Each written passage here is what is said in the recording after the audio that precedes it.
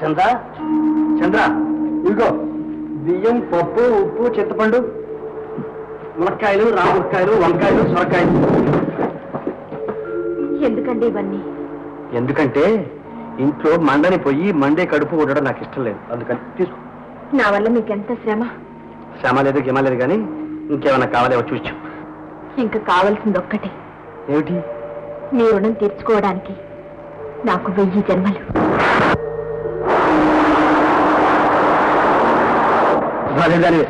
సరే నేను వెళ్ళొస్తా. అయ్యో వర్షం పడుతుందండి, ఇప్పుడు ఎలా వెళ్తారు? ఇక్కడే ఉండండి, తగ్గిన తర్వాత వెళ్తురు కానీ. ఏమిటండి సంకోచిస్తున్నారు? ఇది మీ ఇల్లు అనుకోండి, కూర్చోండి.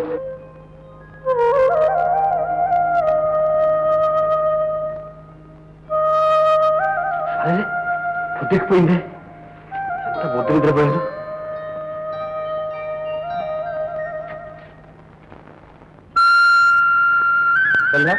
వెళ్ళొస్తాను.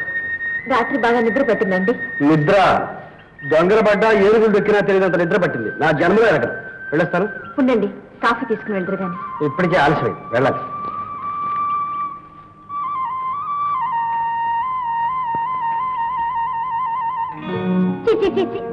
రామ పొద్దున్నే ఎవరి మొహం చూసానో ఏం పాపం చేశాను. ఏమిటమ్మా ఏమింది? ఏముంది అలా చూడు, తన నంగనాథ ఆటలోనో అదిని తల్లిపోయింది. ఏదాని ఇష్టం, వచ్చేవాడు పోయేవాడు, మరి బదారైపోయింది. పిన్ని అన్యాయంగా మాట్లాడకు, భగవంతుడు ఒకడున్నాడు. ఉన్నాడని తెలిస్తే నువ్వు ఇలా చేస్తావా? ఏం చేశాను? ఎవడేవాడు? రాత్రంతా ఎందుకున్నాడు నీ ఇంట్లో? చేసేవి శివ పూజలు, దూరేవి దొమ్మల గుడిసెలోని. రాత్రంతా వ్యధా పనులు చేసి ప్రొద్దునే సతీ సావిత్రిలో గుమ్మ ముందు ముగ్గులేస్తూ కూర్చున్నావు సిగ్గు లేకుండా. అది మాత్రం ఏం చేస్తుంది? ఎవరినో ఒకరు చూసుకోకపోతే గడవద్దు. ఎందుకమ్మా అందరితో మాట్లాడతారు? నీకు నాలాంటి ఆడపిల్లలు లేరు? ఉన్నారే, కానీ నీలాంటి వాళ్ళు మాత్రం కాదు. ఇలాంటి వాళ్ళు ఏ సాని కొంపల్లో చావాలి గాని మా సంసారాల మధ్య ఉండి మోపరు తీయడం దేనికి? గడవకపోతే ఇంత విషయం తీసుకుని చావరాదు.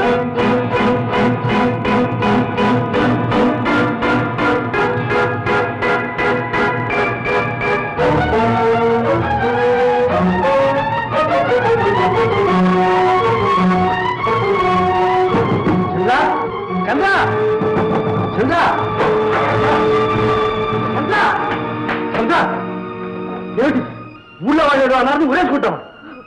నన్నందుకు కాదండి, మిమ్మల్ని, దేవుడు లాంటి మిమ్మల్ని. దేవుడు లేదు, దయ్యం లేదు, అసలు తప్పంతా నాది. మీరేం చేశారండి? ఏం చేశానా? పెళ్లి గారి పిల్ల ఒంటరిగా ఉన్న ఇంట్లో మంచి చెడ్డ ఆలోచించుకుంటా రాత్రంతా ముద్దులాగా నిద్రపోయారు.